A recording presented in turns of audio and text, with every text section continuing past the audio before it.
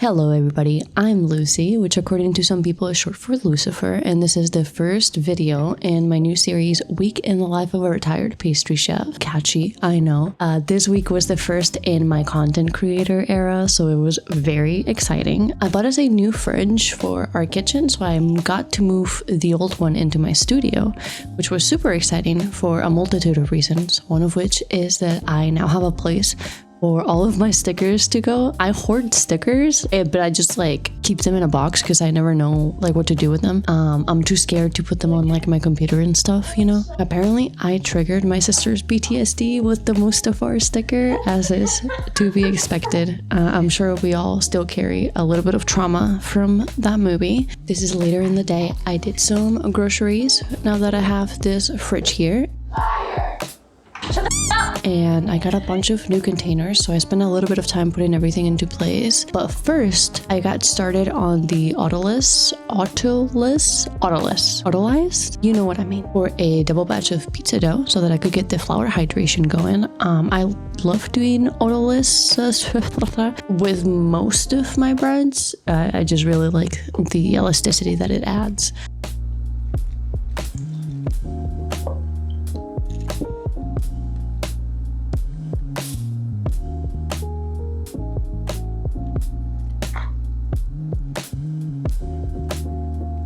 I got these airtight containers for my flour and my sugar, but honestly, I'm afraid that they're a little bit too small for the amount of baking that I do, especially with the bread flour container. I go through like 2 bags of bread flour a week. It's a problem.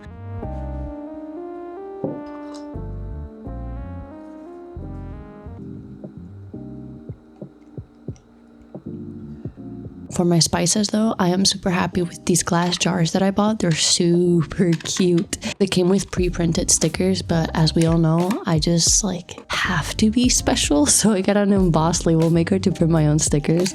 I love it.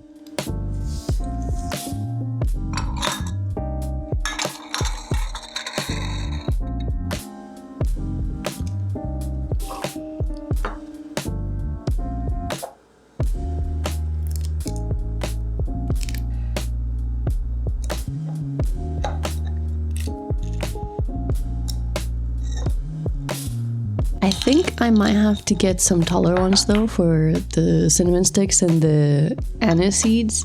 Anise seeds, whole leaf, since they're quite a bit bulkier than the rest. My entire garage smelled so good after this.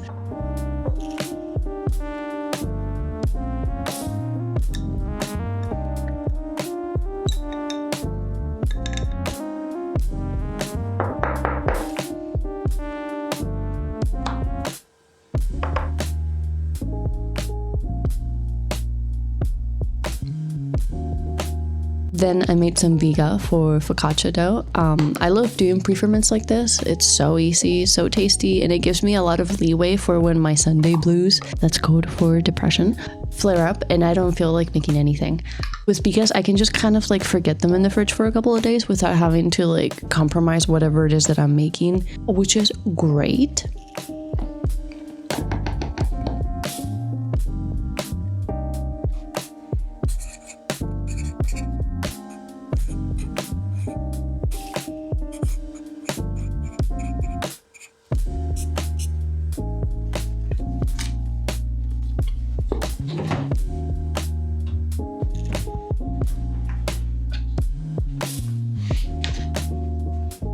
At this point, I was done with the Autolyze, so I finished making the pizza dough.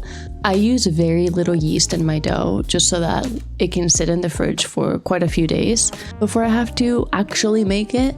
I really love doing it this way because that just means I can always have a pizza dough in my fridge ready to go for whenever we feel like it. Let me know if you would want me to make a video on it.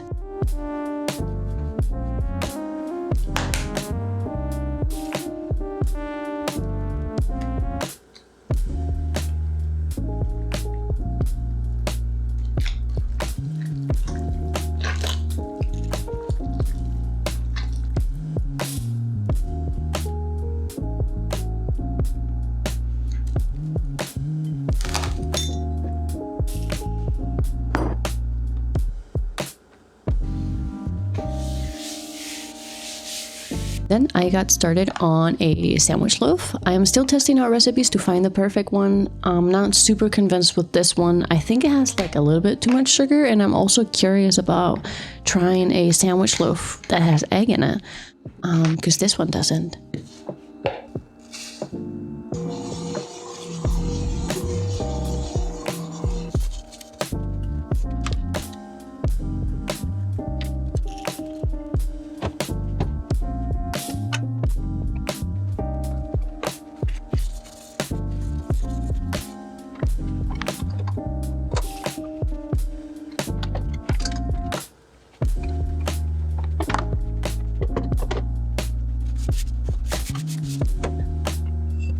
Here I am doing some stretch and folds for the pizza dough.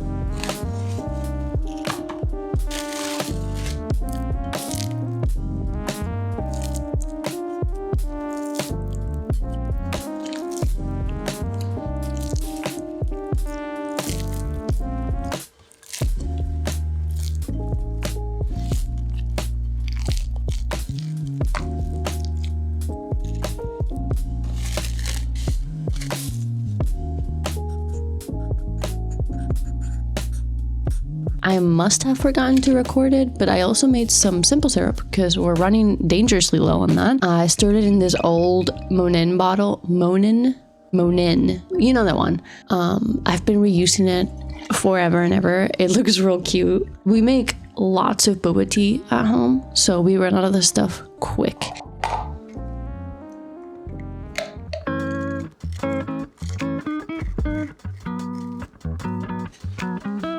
And that's it for Tuesday. Very busy day, as you can see. I left the sandwich dough to proof in the fridge overnight, so I pulled it out early Wednesday morning. I say early, but this was probably around 10 a.m. We get up at 6 to work out before Alex goes to work, but I'm one of those girlies that needs like a solid 10 hours of sleep. So after that, I just kind of nap on the couch for a few hours. So this is after that. I made a second biga for some bagels. This was my very first time tackling bagels, but we will get to that later in the video. Now I'm going to shape the sandwich loaf. I made a double batch so I could get two, and full disclosure, this did not go well. I used to shape these constantly back in the day when I had my micro bakery, and I figured that my muscle memory would just kind of kick in, but it didn't.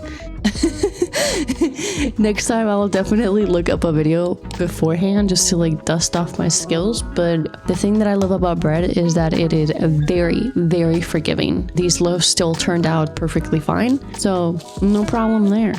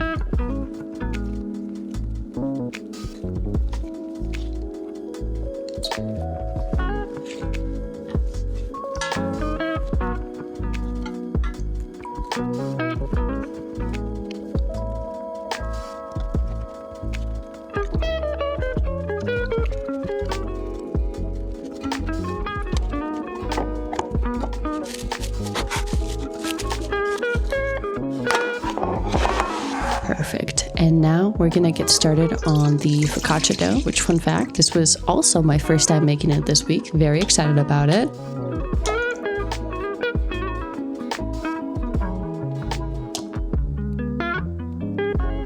The biga proofed overnight and it's all beautiful and bubbly. So we're gonna struggle to get that into the bowl and then mix it in real well. You can use your hands, you can use a spatula, doesn't really matter.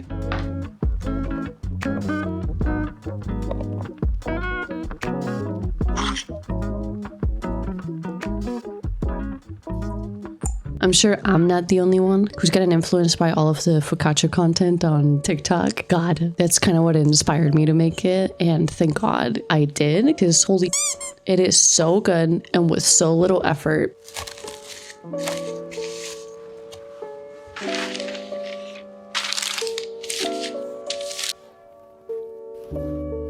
Now it is Thursday morning. I left the focaccia dough to proof in the fridge overnight, and here it is, nice, ready, big and bubbly. It is so gorgeous, so high hydration. Now here is a little mistake that I made. I poured butter on the pan because this is gonna be a like cinnamon sugar focaccia. It's a sweet one, so I didn't want to use olive oil. I should have put that butter directly on the pan.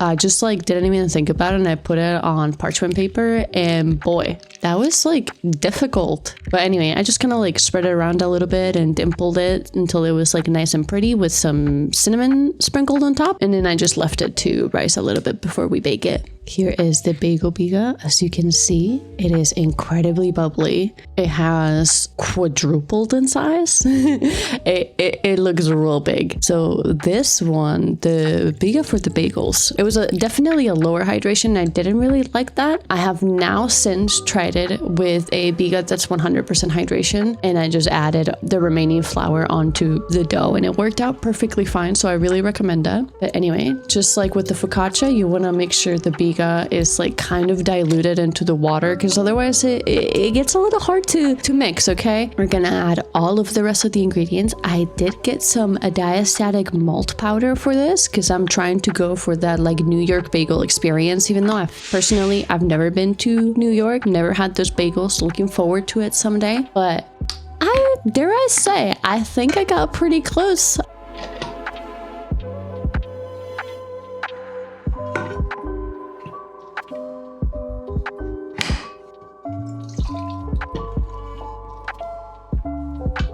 And then we're gonna get that a good mix. I have my this beautiful mixer. I love it. I make tons of bread. So the KitchenAid that you can see there on the right is just like not, she ain't powerful enough. She doesn't have what it takes to make some bagel dough, you know what I mean? But this other mixer, holy heck, she's so powerful. We love her. I'm gonna finish up that dough just a little bit by hand, just to like make sure that all the gluten is really nice and developed. Give it a little tippy taps as always. And then we're gonna finish up the focaccia. I sprinkled some butter on top. I got some brown sugar. I like dark brown sugar, but that's just my preference. And then I'm gonna get some more cinnamon. Perfect time here to add some cardamom as well. I'm pretty sure I forgot. And we're gonna do some extra dimples.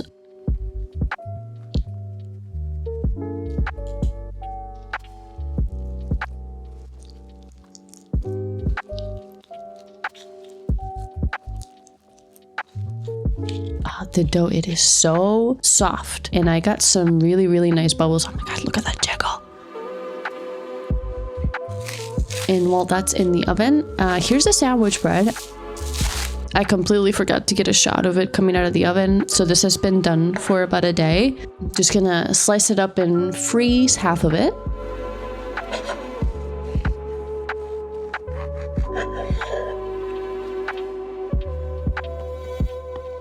And then here is the focaccia straight out of the oven. I'm gonna put it on a cooling rack just so like the bottom doesn't get too soggy. But oh my god. Dare I say, this is a success. Listen to that. Gorgeous, gorgeous. Here you can see me try to figure out how I'm gonna cut it. And I just opted for the classic down the middle cut. Show that sexy cross section. Ooh, so springy, so pillowy, so fluffy, so delicious. That entire focaccia was gone, I think, in about 24 hours.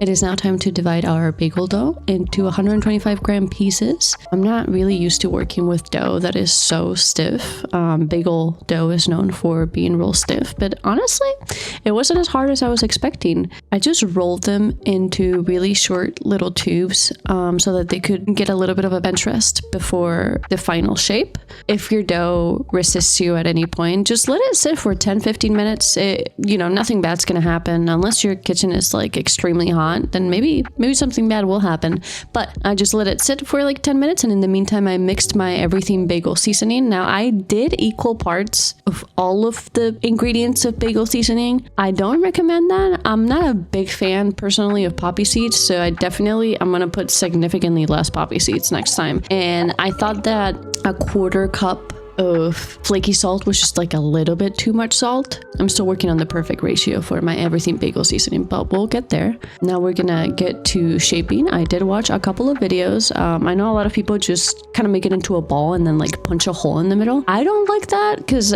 it makes the bagels look like kind of misshapen and like really wrinkly, and I like when bagels have that really pretty picture perfect look. So that's why I'm doing this method, and I really enjoy it. I'm sure it's a little bit more time consuming than doing the whole method, but I don't really mind.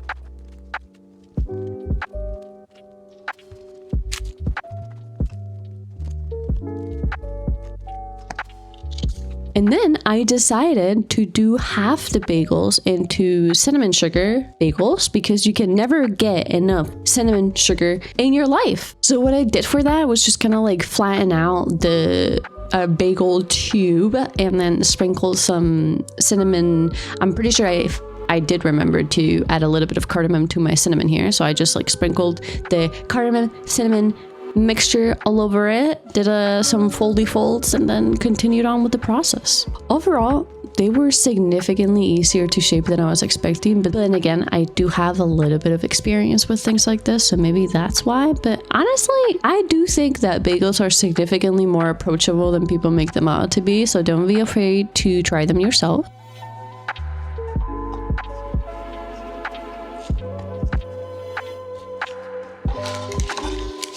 We're gonna speed through the rest of these.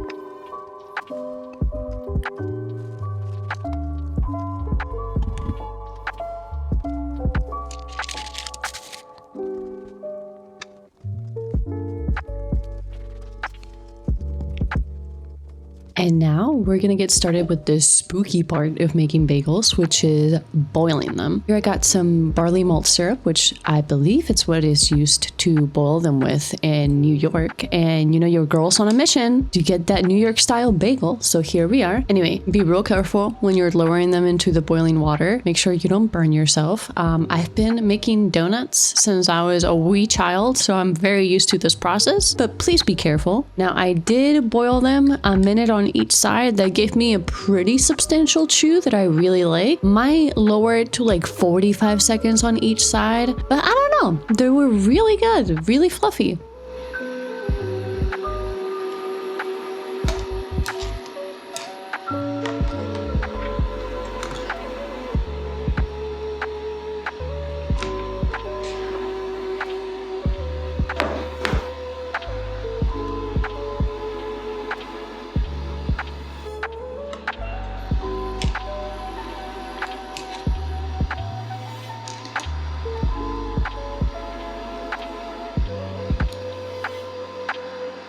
I did the same with the cinnamon bagels, and once those are done, I am gonna sprinkle them with some light brown sugar. Don't know why. It's a choice that I made, and I don't recommend it because that sugar just dissolved, and God, it was so tasty, but it was so sticky. Do it at your own risk. Now, here's me trying to get some nice spicy B-roll of the bagels, but my God, bagels are tough. They're not made to be destroyed like that. Now, don't worry, I did eat it, so it wasn't wasted.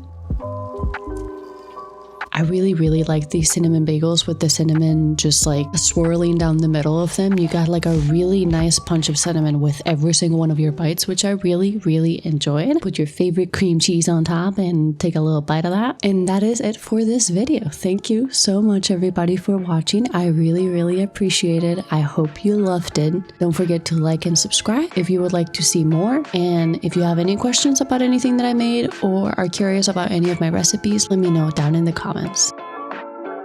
Bye!